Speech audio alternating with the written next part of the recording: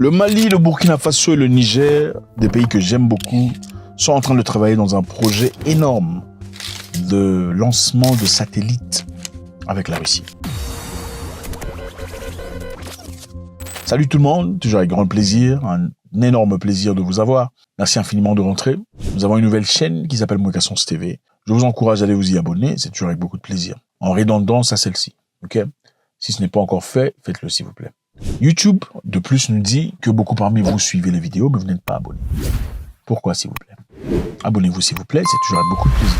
D'accord. Le Mali, le Burkina Faso et le Niger, ce n'est plus une nouvelle. L'AES se mettent ensemble en discussion avec la Russie pour un lancement d'un projet gigantesque. Lancement d'un satellite qui permettra à ce pays d'avoir plus de contrôle dans beaucoup de plans. Le projet intervient en réponse aux défis de souveraineté, de sécurité et de développement dans la région de Sahel. Très intéressant, ce sont des pays qui ont fait des promesses et qui l'exécutent. Généralement, quand les gens du notre continent font des promesses, des fois ça peut prendre du temps. Mais voilà, il est évident, un nouveau passeport pour cela, puisque beaucoup pensaient que c'était de la blague. Évidemment, c'est plus de la blague. Ils ont quitté la CEDEAO et ils le montrent. L'AES, l'Alliance du Mali, Burkina Faso et Niger, est formée en septembre dernier. Les trois pays se sont retirés de la communauté de la CEDEAO. Le communiqué indique qu'il y aura plusieurs satellites. Un sera pour la communication et un autre pour la télédétection. Ceux-ci renforceront l'infrastructure numérique grâce à une meilleure couverture Internet ainsi qu'à une diffusion radio et télévision dans le pays de l'AES. Donc, 2 satellites seront lancés, un pour la communication et l'autre pour la télédétection. La télédétection, évidemment, c'est pour essayer de scanner le territoire, d'étudier les terres, de voir ce qui se passe en forêt. Évidemment, il n'y a pas beaucoup de forêts dans le Sahel, mais c'est ça. Qu'est-ce que ça permet? Généralement, les pays qu'on respecte ont leurs satellites. Et avec des satellites, on peut facilement voir comme on voit avec des drones. Mais on peut voir beaucoup mieux qu'on le voit avec des drones. Avec ça, on peut évidemment, pour le plan sécuritaire, voir ce qui se passe avec les terroristes, s'il y en a, voir où est-ce qu'ils cachent leurs armes, voir où sont leurs dépôts, voir avec qui ils sont en train de coopérer avec ces satellites. La constellation de satellites d'observation fournira des images satellites à haute résolution pour divers secteurs stratégiques aussi tels que l'agriculture, la santé indica, l'éducation ainsi que la sécurité et la défense en particulier pour contrôler les frontières et les préventions des risques et des catastrophes. Donc ces satellites sont très importants. En fait, si vous y réfléchissez, imaginez-vous que vous ayez des satellites ou des moyens de communication avec des infrastructures anciennes.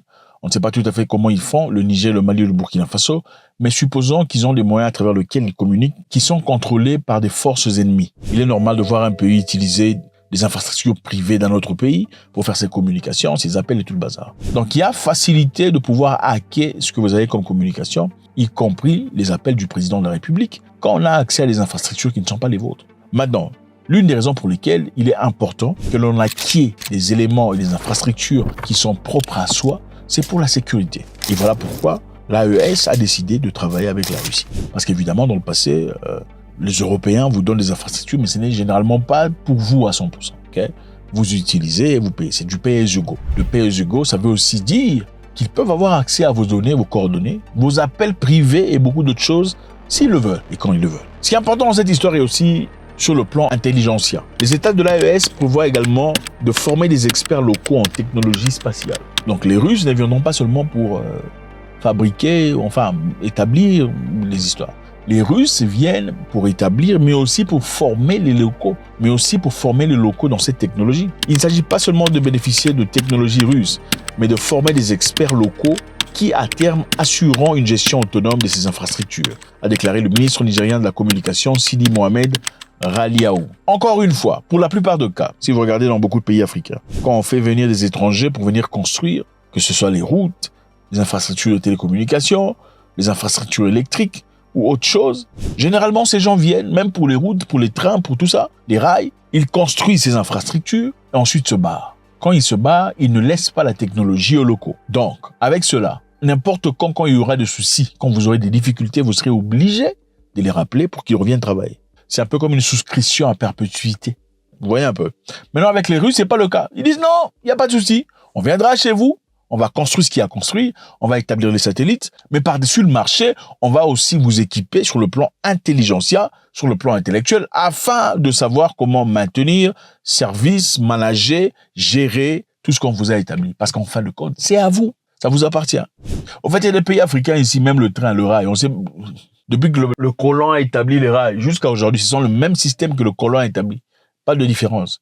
Donc si le colon n'est pas là, ils sont incapables de gérer et de manager.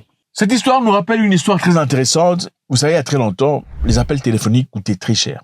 Ça coûtait beaucoup d'argent de le faire. Les appels locaux, hein, je m'en souviens, il y avait des téléphones là avec antenne, des gros téléphones là comme ça. Je viens de voir, enfin, bon, continuons l'histoire. Je viens de voir un monsieur avec sa femme. Elle est handicapée, mais l'amour que je vois là, c'est inspirant. La femme est handicapée, le monsieur est jeune, pas plus que 37 ans. Mais l'amour que je vois, enfin bref, continuons notre histoire. Le téléphone à l'époque, les gens faisaient des appels, ça coûtait beaucoup trop cher. Et c'était difficile. Ce n'était pas accessible à tout le monde. Parce que ça coûtait cher. Pourquoi? Parce que les appels locaux, même sur place, à chaque fois qu'un Africain au Togo, par exemple, je donne l'exemple, voulait appeler quelqu'un au Togo, l'appel partait d'abord vers le satellite qui est établi en Europe et ensuite rentrait au Togo. Et ça coûtait cher. Ça coûtait aux Africains 400 000 $ par an pour pouvoir faire des appels à travers le satellite européen. Donc les Africains, avec leur téléphone, avaient un satellite européen qui gérait et manageait tous leurs appels. Qu'est-ce qui s'est passé ensuite? Ils se sont mis ensemble, ils ont essayé de discuter, ils sont partis en Côte d'Ivoire et ailleurs pour essayer de former Roscom, dans l'objectif de mettre l'argent ensemble, de établir un satellite africain pour que voilà tout le bazar. C'était très difficile, comme vous le savez. Les Africains généralement vous font des promesses. Ah, on va mettre l'argent, on va cotiser, mais quand le temps arrive, aïe aïe aïe, les gens disparaissent. Oh, ma mère est morte au village, mais elle n'est pas bien morte. Parce qu'on l'a vu respirer. Là, je vais un peu pour vérifier si elle est vraiment morte ou elle est respirée. Donc, elle est vivante. C'est compliqué. C'est génétique, apparemment. Il faut vous dire des vérités. Qui choque et blesse. Ici, ça vous blesse pas, vous n'êtes pas un humain. Je suis désolé. C'est ça. Ça a continué comme ça, c'était compliqué. Les gens se plaignaient. Enfin, Rosacom, je crois. En fin de compte, c'est lui le monsieur, Mohamed Kadhafi, qui s'est levé disant, vous avez besoin de combien pour acheter votre satellite? Les Africains ont dit, on a besoin de 500 millions de dollars pour établir notre propre satellite.